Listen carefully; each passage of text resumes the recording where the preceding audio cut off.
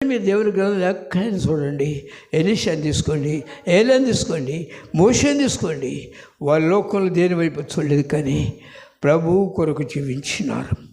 వారు దేవుని సందులో నిలబడి కన్నీరు కార్చినారు. ఇది క్రైస్తవ జీవితము. నేను దేవునితో ఉండాలి.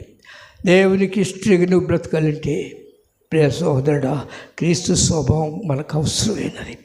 కనుకనే అబ్రహాం పిలిచినప్పుడు నేను దేవునితో ఉండాలి, దేవుని రాజ్యం ఉండాలి, దేవుడు దేనికి శిల్పి నిర్మాణకులైన పునాదుల పట్టణం ఉండాలి. ఆ గురి ఆయనకున్నది. అందువల్ల అబ్రహాం బయలుదేరినాడు. తండ్రి చనిపోయినాడు, సహోదరుని కుమారుడు ఆయన లోతుని తీసుకున్నాడు, బయలుదేరినాడు. ఇద్దరు వెళుతూ ఉన్నారు. ప్రేసోలరా, అబ్రహాముని బట్టి లోతుని కూడా దేవుడు దీవించుకుంటూ వచ్చినాడు. అబ్రహాం అయితే వెళుతూ ఉన్నప్పుడు ఆ దేశంలో కరువు వచ్చిందని రాయబడింది. కరువు వచ్చినప్పుడు అబ్రహాము ఆ దేశం నుంచి వేరొక దేశానికి వెళ్ళాడు. అంటే విశ్వాసంలో బయలుదేరినాడు, కానీ శరీరం బలహీనత గమనించు. శరీరం బలహీనత వచ్చింది. ఈ బలహీనతను జయించాలని అనుకోకుండా ఎప్పుడైతే బయలుదేరినాడో నా చెల్లిని భార్యని అబద్ధం ఆడినాడు. అక్కడికి వెళ్ళాక అవమానపరచబడి ఏడ్చాడు. వెనుకకు తిరిగి వచ్చి పడిపోయిన బలిపీఠములు కట్టినట్టు ఎక్కడ దారి తిరిగినాడు. ప్రభువా, మీ మీద నేను విశ్వసించి నమ్మి వచ్చాను, కానీ నేను అవిశ్వాసనై ప్రక్కకు వెళ్ళాను అని ఏడ్చాడు, కన్నీరు కార్చాడు.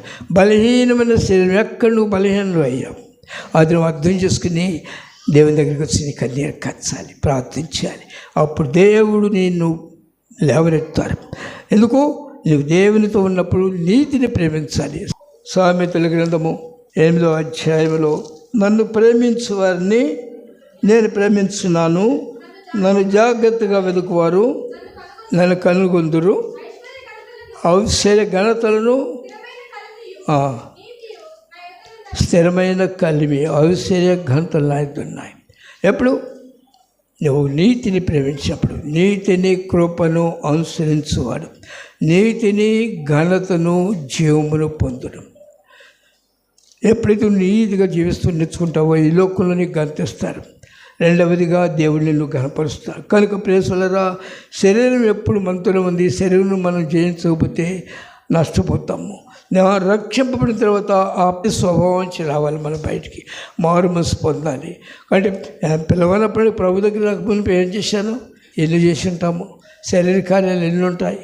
ఆ ప్రియసలరా, ఆ శరీర కార్యాలన్నీ మనం చేసి ఉండకపోతే కొన్ని అన్నీ చేసి ఉంటాము కదా. అసూయన్న ఉంటుంది కదా, కోపమన్న ఉంది కదా, ప్రేమ ఎంత ఉంది కదా, వీటన్ని లేక లోకాశలు ఉన్నాయి కదా, వీటన్ని విడిచిపెట్టమా. అయితే నువ్వు దేవుని మీద విశ్వాసం ఇచ్చిన మనుషుడు అయితే, ఆయన వాక్య ప్రకారం జీవిస్తున్నప్పుడు నీవు ఆయన మీద విశ్వాసించినప్పుడే వాక్యం ధ్యానం చేస్తావు, ప్రార్థన చేస్తావు. లేకపోతే ఆచారంగా ఆరాధనకి వెళ్ళి వస్తూ ఉంటావు. అందువల్ల శత్రు నేను ఊరికే జల్లించేస్తాడు. నీ కళ్ళకు మరుగు చేసి ఆత్మీయ నేతలు మూసేస్తాడు.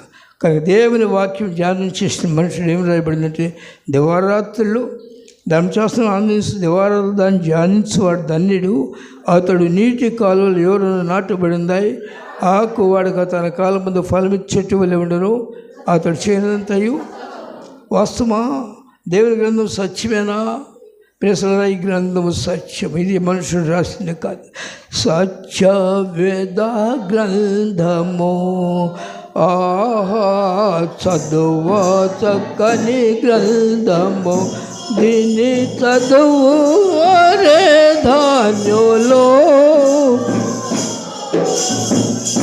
ప్రియ సోదరుడా, నీవు దేవుని స్వభావాలకు మారాలంటే దేవుని ధర్మశాస్త్రం ధ్యానం చేస్తూ ఉండాలి. దేవుని వాక్యం ధ్యానం చేస్తూ ప్రార్థించే మనుషుని సత్యంలో నడిపించగలిగిన శక్తిమంతుడు దేవుడు.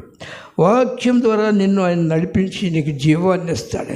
నీకు ఎప్పుడైతే జీవం ఇస్తాడో నీకేం కావాలో తెలుసా తెలియదా? మన పిల్లలు ఉన్నారు, మన పిల్లలకి ఏం కావాలో మనకు తెలుసు. ఏం చేస్తాము? ఒక్కోసారి ఏం లేదనుకోండి, ఏం చేస్తాము? మనం మానివేసి మన పిల్లలకి పెడతాము. అవునా? మరి ఆయన మానవేయాల్సిన పని లేదు. సమస్తం ఆయనవే, సమస్తం ఇవ్వగలడు, ఇస్తాడే కూడా. ఎంతవరకు నమ్ముకుంది ప్రేసుల. కనుక నేను ఆశించింది ఒకటే, నేను రక్షింపబడిన తర్వాత దేవుని వైపు చూడటం నేర్చుకున్నాను. నాకు ఆత్మీయ తండ్రులు అలా నేర్పించారు. మనుషుల వైపు చూడటం నేర్పించారు. మనుషుల వైపు చూస్తే పాడైపోయాడు. నేను దేవుని వైపు చూడటం నేర్పించారు.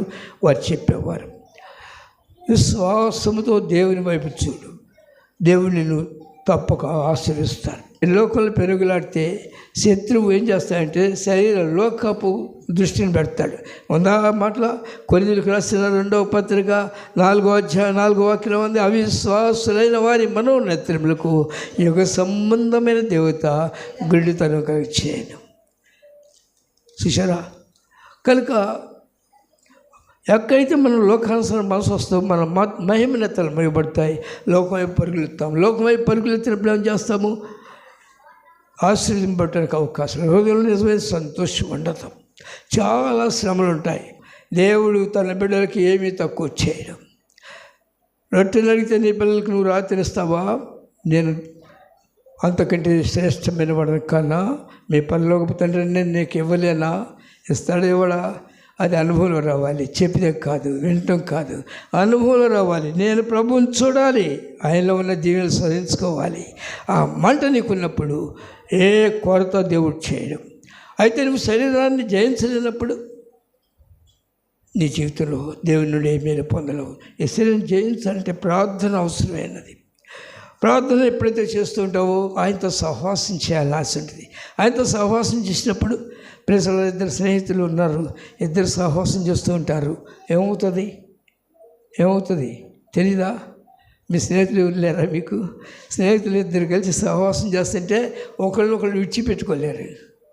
ఆ స్నేహితుడు ఇంటికన్నా వస్తాడు, నువ్వు వెళ్ళకపోతే ఆయనన్నా వస్తాడు, లేకపోతే నువ్వు అన్నీ వెళ్తావు, విడిచిపెట్టలేరు.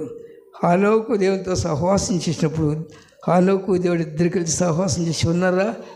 2 కలిశారా? మరి నీతో సహవాసం చేస్తూ నువ్వు దేవునితో సహవాసం చేసినప్పుడు ప్రభు నీతో ఉండడా? గురి విశ్వాసం ఉంటుంది, కానీ క్రియలతో ఉండాలి విశ్వాసం.